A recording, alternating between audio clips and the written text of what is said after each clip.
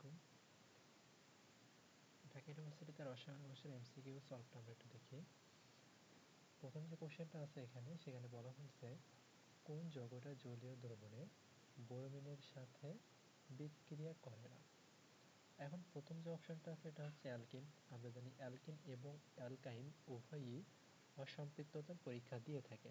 এটা যেহেতু অ্যালকিন অসম্পৃক্ত হয়, তার মানে এটা বোরোমিনের সাথে বিক্রিয়া দিবে। দ্বিতীয়ত এখানে আছে হচ্ছে অ্যালকোহল, মানে ফেনল। এটা অ্যালকোহল তো বলা ওভাবে না বলে আমরা যদি বলি ফেনল। এখন এই যে ফেনলটা আর এই যে এটা কি, এটা হচ্ছে অ্যানিলিন।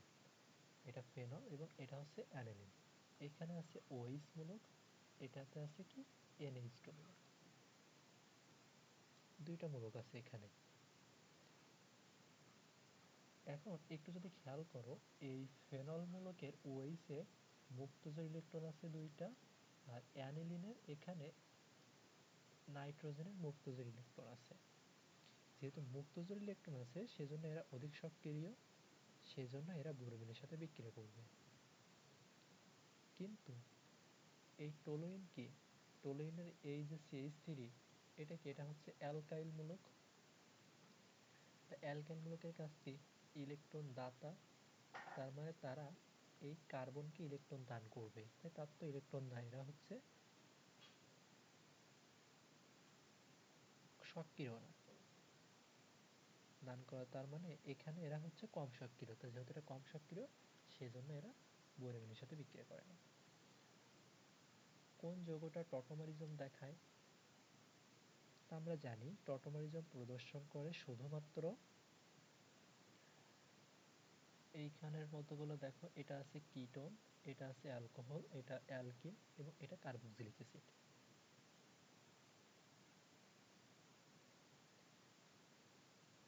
তা কে শুধুমাত্র টটোমারিজম দেখাবে? এগুলোর মধ্যে শুধুমাত্র আমরা জানি কিটোন টটোমারিজম প্রদর্শন করে থাকে। তার মানে এখান থেকে আমরা বলবো এইটা। এখানে পিকে ইন্ডিকেটর দেওয়া আছে 9.3। কোন টাইট্রেশনের জন্য সর্বোত্তম? তো দেখো এই জায়গাটাতে আমরা জানি ইন্ডিকেটর, আমরা এই ইন্ডিকেটরটা কি 7-এর বড়, তার মানে ক্ষারীয় ইন্ডিকেটর। এটা এই ইন্ডিকেটরটা আমরা বলতেছি কি ক্ষারীয় ইন্ডিকেটর। এই ক্ষারীয় ইন্ডিকেটর আমরা কোথায় ব্যবহার করব?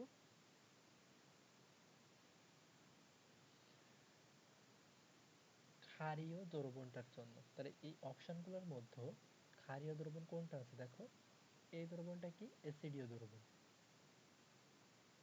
ক্ষারীয় দ্রবণ বলতে কি বোঝাচ্ছি? ক্ষারীয় দ্রবণ বলতে আমি বোঝাচ্ছি সেখানটাতে উইক অ্যাসিড হবে আর স্ট্রং বেজ হবে। তা এই উইক অ্যাসিড স্ট্রং বেজ কোন অপশনটাতে আছে? দেখো তো এখানে তো স্ট্রং অ্যাসিড, তাহলে তো এটা হবে না। এটা হচ্ছে উইক অ্যাসিড, ঠিক আছে, স্ট্রং বেজ, তাহলে এইটাই হবে। বাকিগুলোও দেখতে পারো, স্ট্রং এই উইক অ্যাসিড, এটা উইক বেস, তাহলে এটা হবে না। উইক অ্যাসিড উইক বেস, তাহলে এটা এগুলো হচ্ছে না। তাই ডিরেক্টলি এখানে ফর্মিক অ্যাসিড এবং সোডিয়াম হাইড্রোক্সাইড, ফর্মিক অ্যাসিড এবং সোডিয়াম হাইড্রোক্সাইডের নির্দেশকটা 9.3 হবে। নিচের বিক্রিয়াটার নাম কি? তা দেখো এখানে সিও মূলকটা টোটালি এখান থেকে ভ্যানিশ হয়ে গেছে। তার মানে কি কার্বন হ্রাস পাইছে, এখানটাতে কার্বন হ্রাস পাইছে। হ্রাস পাইছে মানে কি ক্ষুদ্র হয়েছে, তাই এখান থেকে ক্ষুদ্রাংশকরণ বিক্রিয়া। অ্যামাইড মূলক থেকে অ্যামিন মূলক আসে কিভাবে? হফম্যান ডিগ্রেডেশন বা হফম্যান ক্ষুদ্রাংশকরণে ক্ষুদ্র হয়েছে, এখানে কি ক্ষুদ্র হয়েছে। এলিমেন্টসন বিকিরণের বিক্রিয়া কি হয়? সিও মূলকটা CH2 তে কনভার্ট হয়, আর এখানে সিও মূলকটা বাদ হয়ে যায় হফম্যান ক্ষুদ্রাংশকরণ বিক্রিয়াতে। একই তাপমাত্রা ও চাপে 1 গ্রাম কোন গ্যাসের 1 গ্রাম সবচেয়ে বেশি আয়তন দখল করে? একই তাপমাত্রা ও চাপে কোন গ্যাসের 1 গ্রাম সব থেকে বেশি আয়তন দখল করে? তা দেখো এই যে 4টা অপশন আছে, 4টা অপশনের মধ্যে যার মোল সংখ্যা সব থেকে বেশি বলবো, যার মোল সংখ্যা সব থেকে বেশি বলবো সেই বেশি আয়তন দখল করবে। কারণ দেখো আমরা সূত্র জানি, N সমান VL/22.4। তাহলে দেখো এই 22.4 কেন দিলাম? একই তাপমাত্রা বলছে, এসটিপি বা এসএটিপি যে কোনো একটা হতে পারে বা এনটিপি হতে পারে। মোল সংখ্যার সাথে ভিএল এর সম্পর্ক কেমন? সমানুপাতিক না? যার মোল সংখ্যা বেশি তার আয়তন বেশিই হবে। তাহলে আমরা মোল সংখ্যাটা বের করব। এখন মোল সংখ্যা আমরা ডিরেক্টলি বের করব না। কেন? কারণ আমরা জানি এন সমান হচ্ছে W/N। এইখানে সবার ভর দেওয়া আছে 1 গ্রাম। এই যে চারটা অপশনই প্রত্যেকের ভর হচ্ছে 1 গ্রাম করে। তাহলে এখান থেকে আমরা বললাম আণবিক ভরের সম্পর্ক মোল সংখ্যার সাথে সমানুপাতিক, ব্যস্তানুপাতিক। তাহলে এখান থেকে আমরা কি বলতে পারি? ভি এর সাথে আণবিক ভরের সম্পর্ক ব্যস্তানুপাতিক। তাহলে যার আণবিক ভর সব থেকে কম তার আয়তন সব থেকে বেশি। যার আণবিক ভর সব থেকে কম তার আয়তন সব থেকে বেশি। তো দেখো আমরা একটু দেখি আণবিক ভরগুলা। নাইট্রোজেনের আণবিক ভর কত? 28। অক্সিজেনের আণবিক ভর কত? অক্সিজেনের আণবিক ভর 1632। অ্যামোনিয়া 17। তারপরে আর্গনের কত? আর্গনের হচ্ছে 40। তো দেখো সেই হিসেবে কি অ্যামোনিয়া উত্তর আসে না? কারণ অ্যামোনিয়ার আণবিক ভর সব থেকে কম, এজন্য এর আয়তন সব থেকে বেশি। এই সম্পর্কগুলো থেকে কোন ডি অরবিটালগুলো অক্ষ বরাবর অবস্থিত? দেখো d x y, d y z, d Z x. এরা কিভাবে, এই আমরা যখন রিটেনে ঢাকা ইউনিভার্সিটি রিটেন সলভ করি, এই কোশ্চেনটা তো রিটেনে আসছিল যে ডি এর 5টা অরবিটাল চিত্র লিখো। এগুলো আমরা কিভাবে আঁকি? দেখো এগুলো আঁকার জন্য আমরা দুইটা অক্ষ নিই, এক্স এবং ওয়াই নিলাম। এই ডি এক্স ওয়াই মানে হচ্ছে, ডি মানে তো ডাম্বেল, ডাবল ডাম্বেল।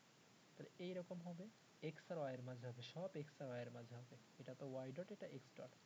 এই সবগুলা কি হবে? অক্ষের মাঝে হবে। জেড এক্স মানে এক্স অক্ষ আর জেড অক্ষের মাঝে হবে। আর অপরটা তুমি এখান থেকে আঁকতে পারো, ওয়াই জেড মানে ওয়াই অক্ষ জেড অক্ষের মাঝে হবে। তো এগুলা হচ্ছে অক্ষের মাঝে হবে। যে বাকি থাকলো D X square Y square আর ডি জেড স্কোয়ার, এরা থাকবে কিভাবে? এরা থাকবে অক্ষের উপরে। যেমন এটা যদি এক্স হয়, এটা যদি ওয়াই হয়, তাহলে এইরকম ভাবে আসে। তারপরে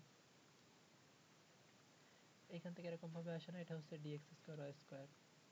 আর ডি জেড স্কোয়ার কেমন আসে? এটা যদি জেড অক্ষ হয় তাহলে এরকম আসে, আর এখানে একটু ঘন হয়ে যায়।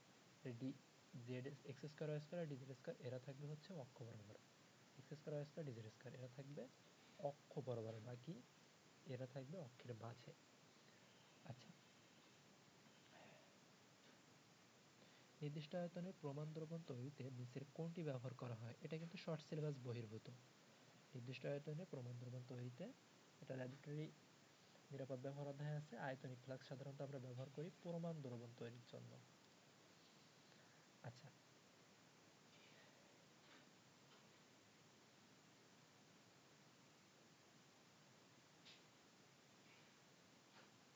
নিচের কোন অণুটার সামুদ্রিক ডাইপোল সর্বাধিক?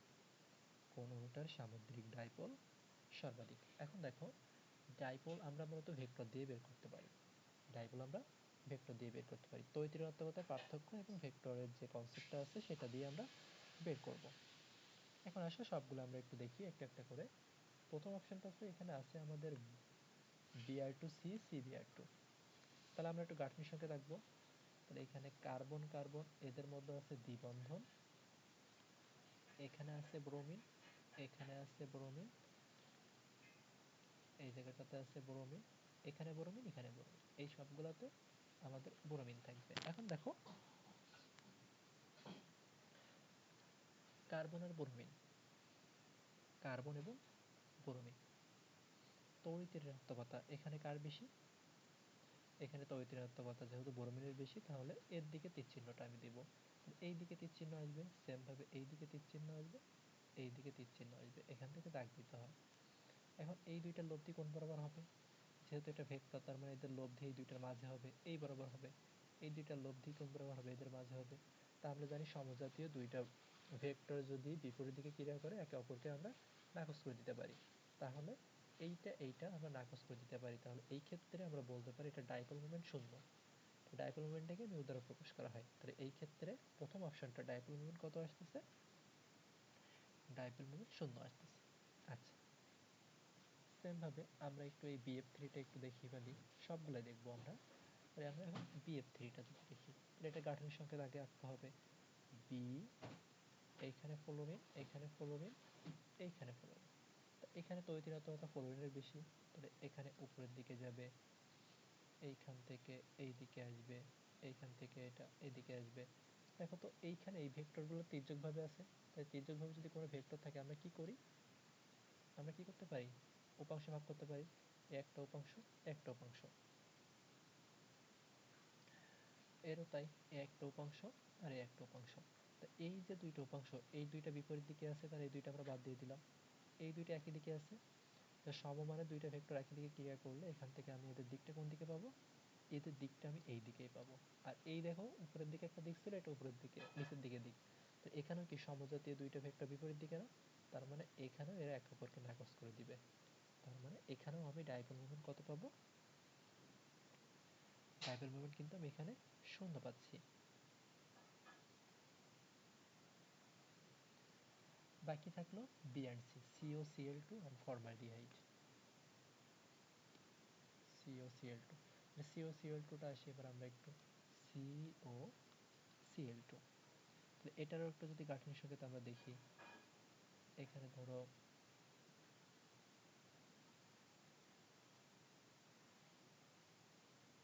ক্লোরিন, এখানটাতে ক্লোরিন, আর এটা আমরা অক্সিজেন দিলাম। তো অক্সিজেনের তৈলাক্ততা বেশি, তাহলে ডাইপোল মোমেন্টের দিকটা যাবে উপরের দিকে, আর এখানে দিক আসবে এই দিকে, এখানেও দিক আসবে আমাদের এই দিকে। তাহলে এই দুইটা দুইটার লব্ধি কোন দিকে আসবে, এই দিকে আসবে। এখন দুইটা কিন্তু সমমানের না, মানে এখানে কার্বন আর ক্লোরিনের লব্ধি আসতেছে, আর উপরে কার্বন আর অক্সিজেনের লব্ধি আসতেছে, উপরে কার্বন আর অক্সিজেনের লব্ধি আসতেছে, সেজন্য এখানে কিন্তু ডাইপোল মোমেন্ট শূন্য হবে না, ডাইপোল মোমেন্ট এখানে শূন্য হবে না।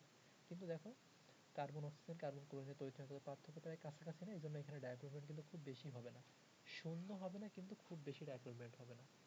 কিন্তু তুমি যদি ফর্মালডিহাইডের কথা চিন্তা করো, H bond C, double bond O, আরে হাইড্রোজেন, এই কথাটা তুমি যদি চিন্তা করো, এর কথাটা তুমি যদি দেখো, এখানে কি হয়, এখানে কি হয়,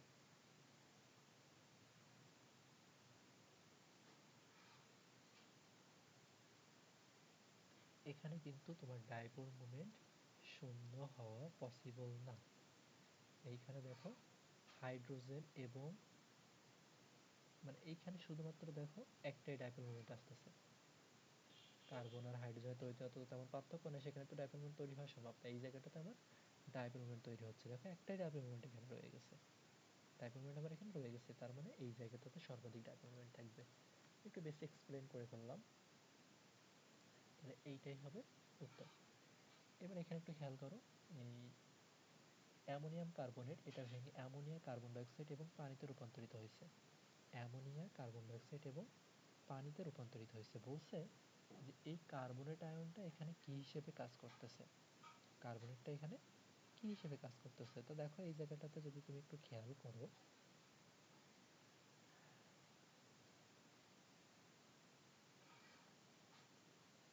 মূলত কার্বন ডাইঅক্সাইড আর পানি কিভাবে তৈরি হয়েছে, হাইড্রোজেন, এখান থেকে দেখো কার্বনেট থেকে কার্বন ডাইঅক্সাইড আসছে, পানি কিভাবে আসছে, এই অ্যামোনিয়া থেকে একটা হাইড্রোজেন বের হয়েছে। তার মানে আমরা বলতে পারি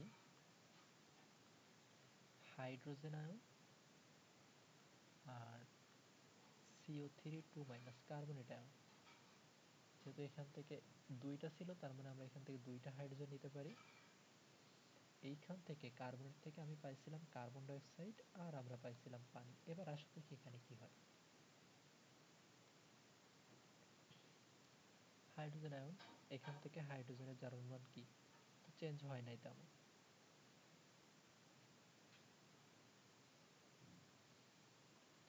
এইখানে যদি একটু দেখো, কার্বনেট থেকে আর এখানে কার্বন ডাইঅক্সাইডে, কার্বন ডাইঅক্সাইডের জারণ মান এখানে কত, +4, কার্বন ডাইঅক্সাইডের জারণ মান এখানে +4, এই জায়গাটাতে কার্বন ডাইঅক্সাইডের জারণ মান কত, +4 না। তো যেহেতু জারণ মানে কোনো চেঞ্জ হয় নাই, তার মানে তো এটা জারণ বিজারণ বিক্রিয়া আমরা বলতে পারতেছি না, এখানে আমরা জারণ বিজারণ বিক্রিয়া বলতে পারতেছি না। তার মানে এইখানে যে অপশন দুইটা আছে, জারক বিজারক, এই দুইটা অলরেডি বাদ। এখন বাকি থাকলো এসিড আর ক্ষার, এই দুইটা, এসিড নাকি ক্ষার, এই দুইটা আসো। তো দেখো তো হাইড্রোজেন আয়ন, এইখান থেকে আমরা পানি পাচ্ছি, তাহলে এই হাইড্রোজেন আয়নটা কি অ্যাসিড হিসেবে কাজ করতেছে না? হাইড্রোজেন আয়ন মনে রাখতে পারি, হাইড্রোজেন আয়ন তো অ্যাসিড, তাহলে এটা অ্যাসিড কিন্তু। আর কার্বনটা তাহলে কি হচ্ছে? দেখো অ্যাসিড, এই কার্বনের থেকে তুমি অ্যাসিড পাচ্ছ, কার্বন ডাই অক্সাইড অ্যাসিডীয়, তাহলে এটা কি অনুবন্ধী ক্ষার হয়ে যাচ্ছে না? তার মানে কার্বনেরটা কিন্তু এখানে ক্ষার হিসেবে কাজ করছে। কোনটাতে শুধুমাত্র একটা নিঃসঙ্গ ইলেকট্রন জোড় আছে? তাহলে তুমি প্রত্যেকটা গাঠনিক সংখ্যা তাকো,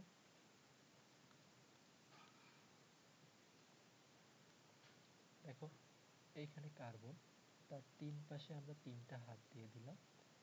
কার্বনের টোটাল শেষ কক্ষপথে 4টা ইলেকট্রন থাকে, 3টা বন্ড গঠন করছে আর একটা ত্যাগ করে দিছে। তাহলে এখানে তো কোনো নিঃসঙ্গ ইলেকট্রন জোড় নাই, মুক্ত ইলেকট্রন জোড় নাই। CH3 মাইনাস, এখানটাতে আসো, কার্বনের টোটাল শেষ কক্ষপথে 4টা ইলেকট্রন থাকে, তা এই 3টা বন্ড গঠন করছে আর একটা আছে, আর একটা নেগেটিভ। একটা নেগেটিভ মানে কি দুইটা, একটা ইলেকট্রন না, একটা নেগেটিভ মানে একটা ইলেকট্রন। টোটাল দেখো এখানে এক জোড়া কিন্তু ইলেকট্রন আছে মুক্ত, তার মানে এইটা উত্তর হবে। বাকিগুলো দেখতে পারো। নাইট্রোজেনের শেষ কক্ষপথে 5টা ইলেকট্রন থাকে, 2টা বন্ড গঠন করছে, তাহলে আর 3টা আছে অলরেডি আরেকটা গ্রহণ করছে, তার মানে টোটাল এখানে 2 জোড়া আছে। অ্যামোনিয়াম আয়নে কি? অ্যামোনিয়াম আয়নে 4টা হাইড্রোজেনের সাথে গঠন করছে, এখানে কোনো মুক্ত ইলেকট্রন নাই, 4টা গঠন করছে আর একটা ত্যাগ করে দিছে, তার মানে এখানে মুক্ত ইলেকট্রন শূন্য। তাহলে এই হিসেবে কিন্তু আমাদের উত্তর চলে আসে এটা। সমুদ্র পৃষ্ঠ হতে 15 কিলোমিটার থেকে 50 কিলোমিটার পর্যন্ত বায়ুমণ্ডলের যে স্তর, এটাকে কি বলা হয়? 0 থেকে 15 ট্রোপোস্ফিয়ার, 15 থেকে 50 হচ্ছে আমাদের স্ট্রাটোস্ফিয়ার। হাইড্রোজেন অণুতে অ্যাঙ্গেল এইচ এর বন্ধন কোণটা কত হবে? তো প্রথমে যদি আমি হাইড্রোজেনের গাঠনিক সংখ্যাটা দেখি, এইটাই হচ্ছে আমার হাইড্রোজেন। তো দেখো আমরা জানি যে সংকরণ বের করতে হয় কি করে? সংকরণ বের করতে হয় শর্টকাটে, যদি বের করতে চাই তাহলে আমরা বের করি lone pair plus sigma bond.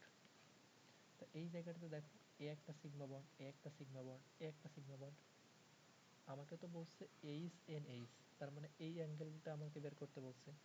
দেখো টোটাল এখানে সিগমা কয়টা?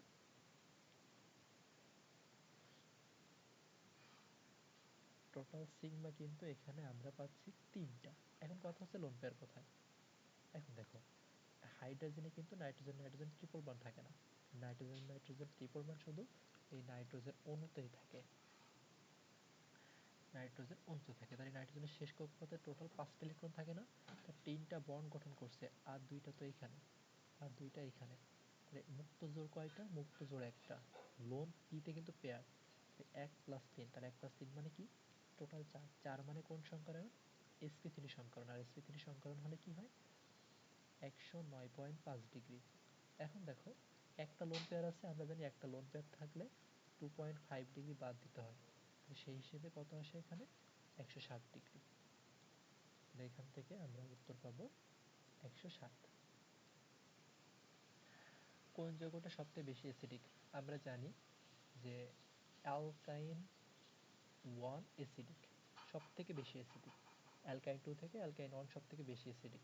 তো একটু যদি খেয়াল করো এই অপশানগুলোর মধ্যে একমাত্র একটাই অ্যালকাইন আছে, একমাত্র একটাই অ্যালকাইন আছে, তাহলে তো আমার অ্যালকাইন 1 নাকি 2 এসব নিয়ে মাথা ঘামানোর কোনো প্রয়োজন নাই, ডিরেক্টলি আমি এটা বলে দিতে পারতেছি। আচ্ছা এরপরে দেখো এখানে বলছে সর্বনিম্ন কত কার্বনের অ্যালকিন। টেক্সট বুকে যে এমসিকিউটা আছে সেখানে কিন্তু বলা ছিল সর্বনিম্ন কত কার্বনের অ্যালকেন আলোক সমানতা প্রদর্শন করে, সেখানে 7টা অ্যান্সার ছিল। আজকে ম্যাক্সিমাম এই ভুলটা করছে, কিন্তু এখানে বলে দিচ্ছে অ্যালকিন, তাই সর্বনিম্ন 6 কার্বন বিশিষ্ট অ্যালকিন আলোক সমানতা প্রদর্শন করে। কিভাবে? যদি একটু খেয়াল করো, আমরা যদি একটু গাঠনিক সংকেত দেখি 6 কার্বন বিশিষ্ট অ্যালকিনের ক্ষেত্রে, তাহলে বুঝতে পারবো। ধরো আমরা আগে 6টা কার্বন নিতে হবে আমাকে, 1 2 3 4 5, এইখানে আমরা 6টা দিলাম। এই জায়গা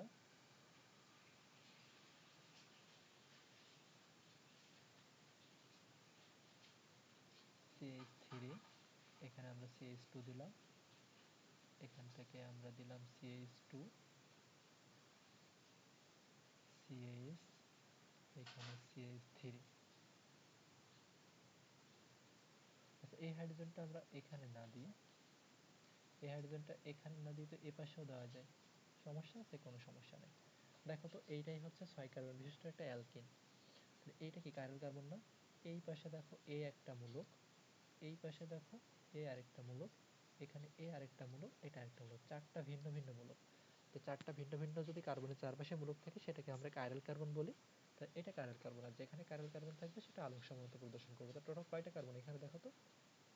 টোটাল কিন্তু 6টা কার্বন। তুমি যদি এইখানটাতে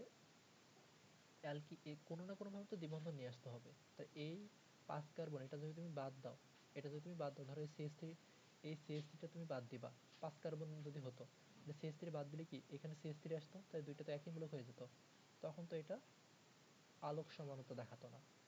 টোটাল সর্বনিম্ন 6টা কার্বন হলে এটা আলোক সমানতা প্রদর্শন করতেছে। এবার এখানে যদি একটু খেয়াল করি, কোন আয়নের ঘনমাত্রা সেলের বিভব এর পরমাণু সেলের বিভবের চেয়ে বেশি, পরমাণু সেলের বিভবের থেকেও বেশি হবে।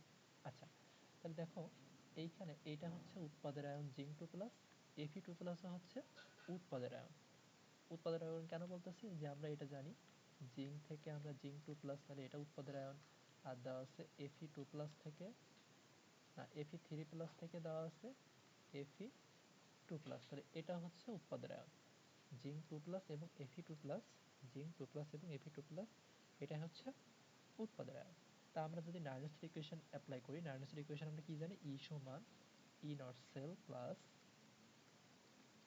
RT বাই NF লন বিক্রিয়কের আয়ন,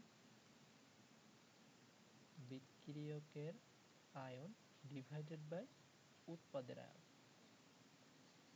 ডিভাইডেড বাই উৎপাদের আয়ন। এখন উপরে পাওয়ারে থাকে সেগুলো আমরা দিচ্ছি না, এখানে বিক্রিয়কের আয়ন উৎপাদের আয়ন বলতে আমরা শুধুমাত্র ঘনমাত্রা বোঝাবো। তা দেখো এই জায়গাটাতে আমি আর পুরোটা লিখতেছি না। বিক্রিয়কের আয়ন কোনটা? বিক্রিয়কের আয়ন শুধুমাত্র কিন্তু Fe3+ ছিল, তাহলে এখানে আমাকে বসাতে হবে Fe3+। উপরে আমাকে কি বসবে? উপরে আমার বসবে Fe3+। নিচে উৎপাদের আয়ন দুইটা আছে না, জিঙ্ক 2+ Fe2+, তাহলে এই দুইটা বসাই দিব আমি। জিঙ্ক 2+ বসবে এখানে, আর এখানে আমার বসবে কত যেন? Fe2+। এই আমাদের বসে গেছে। এবার দেখো খেয়াল করো, আমরা কি জানি? দেখো এখানে পজিটিভ, এই জায়গাটা পজিটিভ, এইখানটাতে আমাকে বলছে এই ইসেলের মানটা বাড়াতে হবে। ইসেলের মান কখন বাড়বে? ইসেলের মান কখন বাড়বে? দেখো লনের মান যদি, লগ বা লনের মান যদি আমার পজিটিভ আসে, লগ বা লনের মান যদি আমার পজিটিভ আসে, তাহলে ইসেলের মান বাড়বে, তাই না? কারণ এইখানে পজিটিভ আসলে এখানে যদি পজিটিভ আসে তাহলে এখানে পজিটিভ পাবো।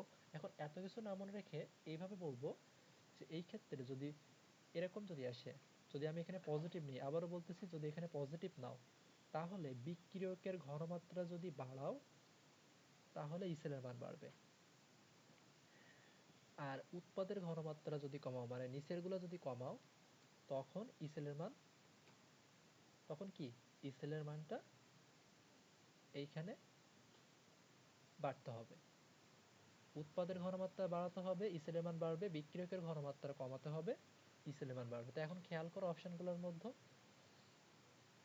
জিঙ্ক 2+ Fe2+, জিঙ্ক 2+ Fe2+, এই যে দেখো এখানে দেখো সর্বোচ্চ পরিমাণে আছে, তাহলে এটা ঘনমাত্রা যদি বেশি হয়, বিক্রিয়ক উৎপাদের ঘনমাত্রা যদি বেশি হয়, তাহলে তো ইসেলের মান বাড়বে না, উৎপাদের ঘনমাত্রা আমাকে কমাতে হবে। এখন তুমি বলতে পারো ভাই এখানে দেখো জিঙ্ক 2+ আছে, এখানে কি বিক্রিয়কের উৎপাদের ঘনমাত্রা জিঙ্ক 2+ তো উৎপাদক বলছি, তা উৎপাদের ঘনমাত্রা একটু কম আছে। আবার এই সি, এই বি আর ডি তো অলরেডি বাদ, কারণ উৎপাদের ঘনমাত্রা কমাতে হবে, তাহলে Fe2+ জিঙ্ক 2+, এখানে তো সর্বোচ্চ ঘনমাত্রা দেওয়া আছে উৎপাদের, তাই এটা বাদ দিব। ইয়েতে আমাকে বলা হয়েছে জিঙ্ক 2+ উৎপাদের ঘনমাত্রা একটু কম দেওয়া আছে, সিতে দেওয়া আছে হচ্ছে Fe3+ বিক্রিয়কের ঘনমাত্রা। এখন এই দুইটার মধ্যে আমি কোনটা নিব, এইটাই হচ্ছে কথা। কারণ উৎপাদ কমা দেওয়া আছে, বিক্রিয়ক বেশি দেওয়া আছে। এখন এই দুইটার মধ্যে যেটা দেখবো সব থেকে বেশি আছে, মানে আয়রন 3+, এটা দেখো একটু বেশি পরিমাণে দেওয়া আছে, এই জন্য এইটাই উত্তর হবে এক্ষেত্রে। আয়রন 3+ এর ঘনমাত্রা বাড়ালে ই সেলের মান মানে কোষ বিভবটা বেড়ে যাবে। ই সেলের মান বা কোষ বিভবটা এই ক্ষেত্রে আমার বেড়ে যাবে। এটাই কিন্তু এটার উত্তর। তাহলে এই 15টা কোশ্চেনের ব্যাখ্যা আমরা দিয়ে ফেললাম। এবার যদি আমরা একটু রিটেন অংশে আসি, কি কি লিখতে হবে এখানে বলছে কোনটা বা কোনগুলো আর্দ্র বিশ্লেষিত হয় না কারণ সহ ব্যাখ্যা করো। তা আমরা তো একাডেমিকেই পড়ছি কার্বন টেট্রাক্লোরাইড আর্দ্র বিশ্লেষিত হয় না, সিলিকন টেট্রাক্লোরাইড আর্দ্র বিশ্লেষিত হয়। এখন আর্দ্র বিশ্লেষিত হওয়ার জন্য বিশেষ করে 14 নম্বর গ্রুপে আর্দ্র বিশ্লেষণ হওয়ার জন্য কেন্দ্রে যে মৌলগুলো আছে তাদের ফাঁকা ডি অরবিটাল থাকতে হবে। এখন কার্বন আর সিলিকন এই দুইটা হচ্ছে ডি ব্লকভুক্ত মৌল, ওই ডি ব্লক বলতেছি দুইটা 14 নম্বর গ্রুপের মৌল। কার্বনের ফাঁকা ডি অরবিটাল নাই, সেজন্য আর্দ্র বিশ্লেষিত হয় না। কেন ফাঁকা ডি অরবিটাল থাকতে হবে? সেইখানে পানির অণু গিয়ে যুক্ত হবে। তার মানে কার্বন টেট্রাক্লোরাইড প্লাস পানি নো রিঅ্যাকশন। সিলিকন টেট্রাক্লোরাইডে এখানে সিলিকনের ফাঁকা ডি অরবিটাল রয়েছে, সেজন্য এটা আর্দ্র বিশ্লেষিত হবে। আর সোডিয়াম ক্লোরাইড এটা কি? এটা হচ্ছে আয়নিক যৌগ, সেজন্য সে আর্দ্র বিশ্লেষিত হবে। এতটুকু। এই পার্টটা দেওয়া হয়েছে আয়ন শনাক্তকরণ থেকে। কপার সালফেটের জলীয় দ্রবণে অতিরিক্ত পরিমাণে জলীয় অ্যামোনিয়া যোগ করে, তার মানে জলীয় অ্যামোনিয়া বলতে কি বোঝানো হচ্ছে? অ্যামোনিয়াম হাইড্রোক্সাইড যোগ করলে কোন বিক্রিয়া সংঘটিত হয়? তো দেখো কপার সালফেটের জলীয় দ্রবণ, তাহলে যেটা বলছে আমরা সেটা একটু দিই।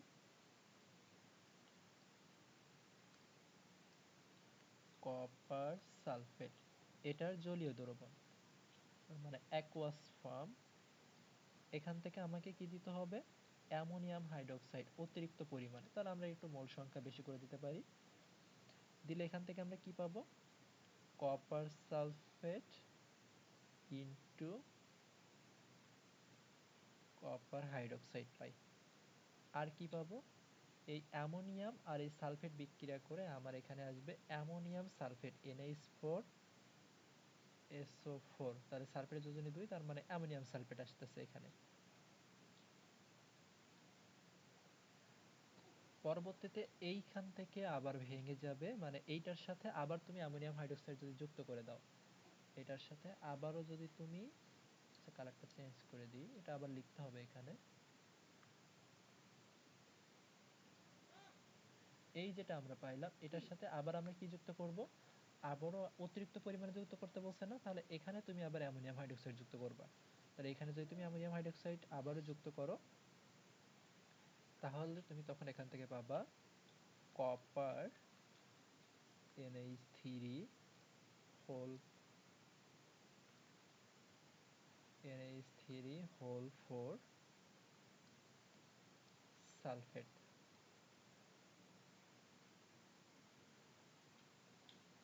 এখান থেকে তুমি 2 দিয়ে সমতা বিধান করলে করতে পারো। আর সাইড উৎপাদ হিসেবে যে পানি আসবে এটা তুমি চাইলে দিতে পারো। আর এখানে সমতা বিধান করতে হয়। আচ্ছা, স্ফুটনাঙ্ক কাকে বলে এটা আমরা জানি যে নির্দিষ্ট চাপে যে তাপমাত্রায় তরল পদার্থ গ্যাসীয় পদার্থে পরিণত হয় তাকে আমরা স্ফুটনাঙ্ক বলে থাকি। HF এর স্ফুটনাঙ্ক HCl থেকে বেশি কেন? হাইড্রোজেন ফ্লোরাইড, দেখো আমরা জানি হাইড্রোজেন বন্ধন গঠিত হয় H এর সাথে, তার মানে ফ্লোরিনের সাথে, অক্সিজেনের সাথে, নাইট্রোজেনের সাথে। হাইড্রোজেন ফ্লোরাইড যৌগে আমার হাইড্রোজেন বন্ধন সম্ভব। HCl এ হাইড্রোজেন বন্ড পসিবল না। হাইড্রোজেন ফ্লোরাইডে যেহেতু হাইড্রোজেন বন্ধন সম্ভব, সেজন্য এটার স্ফুটনাঙ্কটা একটু বেশি। পরের কোশ্চেনে আসো। সবল অ্যাসিড সবল ক্ষারের প্রশমন তাপ কনস্ট্যান্ট থাকলেও দুর্বল অ্যাসিড ও সবল ক্ষারের জন্য এই প্রশমন তাপের মান এর চেয়ে কম ঋণাত্মক কেন হয়? তার মানে কেন কমে যায় এখানে সেটা বলতেছে, মানে কম নেগেটিভ কেন হয়। আচ্ছা, সবল অ্যাসিড এবং সবল ক্ষার আমরা কি জানি যে জলীয় দ্রবণে এরা সম্পূর্ণরূপে আয়নিত হবে। মানে সবল অ্যাসিড সম্পূর্ণরূপে আয়নিত হয়ে হাইড্রোজেন আয়ন তৈরি করবে, আর সবল ক্ষার যেটা সম্পূর্ণরূপে আয়নিত হয়ে বেশি পরিমাণে OH আয়ন দিবে। এই জন্য প্রশমন তাপের মানটা কনস্ট্যান্ট থাকবে। কিন্তু দুর্বল অ্যাসিড আর সবল ক্ষার যখন বিক্রিয়া করবে, দুর্বল অ্যাসিড পানিতে সম্পূর্ণরূপে আয়নিত হতে পারবে না, তার মানে হাইড্রোজেন আয়নের পরিমাণ কম থাকবে। এই জন্য প্রশমন তাপের এক অংশ দুর্বল অ্যাসিডকে বিয়োজিত করতে ব্যয় হয়ে যায়। প্রশমন তাপের একটা অংশ কি হয়, ওই দুর্বল অ্যাসিডকে বিয়োজিত করতে হবে। কি বললাম, দুর্বল অ্যাসিড যখন তুমি দিবা, দুর্বল অ্যাসিড কি হচ্ছে, কম বিয়োজিত হয় এরা, তো এদেরকে তো বিয়োজিত করতে হবে। প্রশমন তাপ বের করতে গেলে আমাকে হাইড্রোজেন আয়ন নিতে হবে, ওএইচ আয়ন নিতে হবে। তো যথেষ্ট পরিমাণে হাইড্রোজেন আয়ন নেওয়ার জন্য কি করতে হবে, এই দুর্বল যে অ্যাসিডটা ছিল, এই দুর্বল অ্যাসিডটাকে ভাঙতে হবে। তাহলে এই দুর্বল অ্যাসিডটাকে ভাঙতে গেলে কি করতে হবে, ওই তাপটা এখানে বেশি দিতে হবে, তাপটা একটু এখানে দিতে হবে। এই জন্য প্রশমন তাপের মান এই দুর্বল অ্যাসিড সবল ক্ষারের ক্ষেত্রে একটু হেরফের হয়ে যায়। আচ্ছা,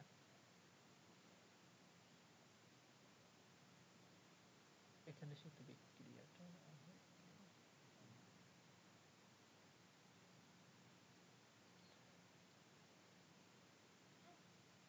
এখানে জৈব রসায়ন থেকে একটা কোশ্চেন দেওয়া হয়েছে, এই কোশ্চেনটা একটু যদি দেখি, এখানে হচ্ছে এটা কি অ্যালকোহল, CH3OH, এটা হচ্ছে অ্যালকোহল।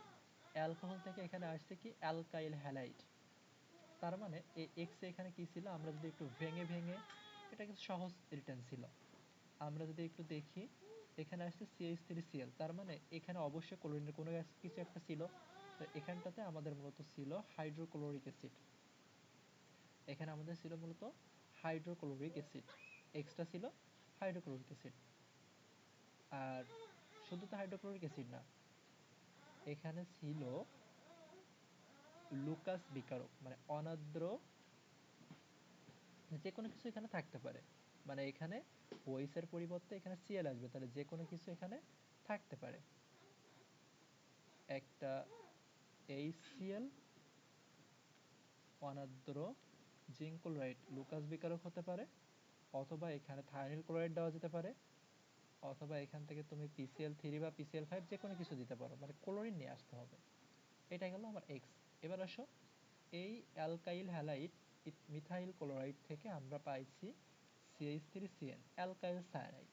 তাহলে এখানে আমার সায়ানাইড যুক্ত কোনো কিছু নিতে হবে, তো অবশ্যই এটা আমার কি নিতে হয়, বইয়ে আমরা পড়ছি না যে অ্যালকোহলীয় পটাশিয়াম সায়ানাইড, তাহলে আমরা পটাশিয়াম ক্লোরাইড পাবো, আর এখান থেকে আমরা মিথাইল সায়ানাইড, ইথাইল সায়ানাইড পাবো।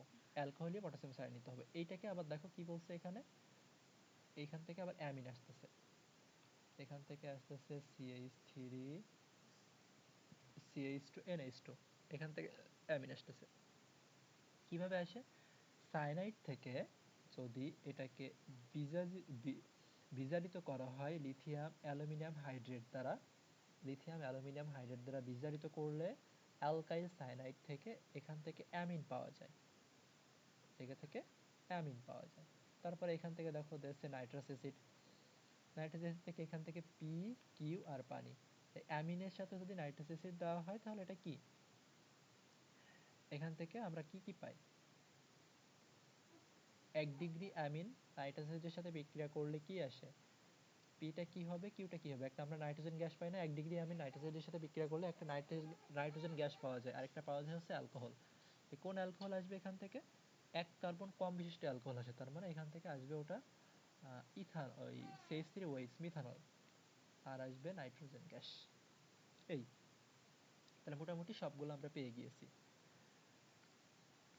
এরপর এখানে কি বলছে যে সালফার ডাইঅক্সাইড অক্সিজেনের সাথে বিক্রিয়া করে সালফার ডাইঅক্সাইড আস্তে আস্তে বিক্রিয়ার সাম্যাঙ্ক কেসিয়ার রাশিমালা কত হবে, বিক্রিয়াটি সাম্য অবস্থা থাকা অবস্থা যদি অক্সিজেন এবং সালফার ডাইঅক্সাইডের ঘনমাত্রা দ্বিগুণ করা হয় তখন নতুন সাম্য অবস্থা কোন দিকে যাবে। তা প্রথমে আমরা কেসিয়ার রাশিমালাটা যদি প্রতিপাদন করি বা বের করি, কেসি সমান কি আসে, কেসি মানে তো ঘনমাত্রা, কনসেন্ট্রেশন। সালফার ডাইঅক্সাইড উপরে উৎপাদের ঘনমাত্রা, নিচে আমাকে দিতে হবে বিক্রিয়কের ঘনমাত্রা।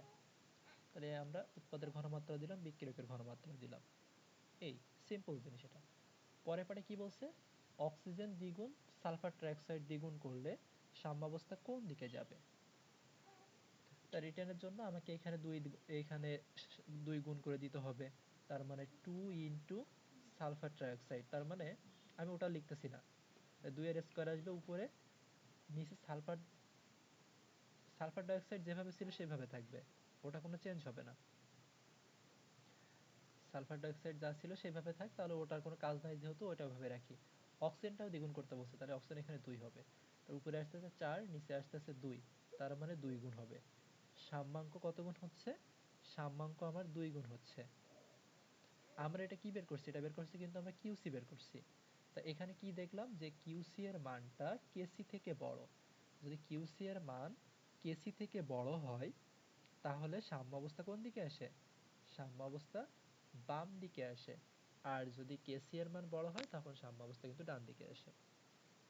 এটা ছিল। আর এটা ছিল এই যে ডিও এর সংজ্ঞা দাও। ডিও কি? 1 লিটার নমুনা পানির অক্সিজেন সম্পূর্ণরূপে ওই পানিতে দ্রবীভূত অক্সিজেনের পরিমাণকে ওই পানির ডিও বলা হয়। বিওডি এর সর্বোচ্চ মাত্রা কত? 6 ppm, আর সিওডি এর সর্বোচ্চ মাত্রা হচ্ছে 10 ppm।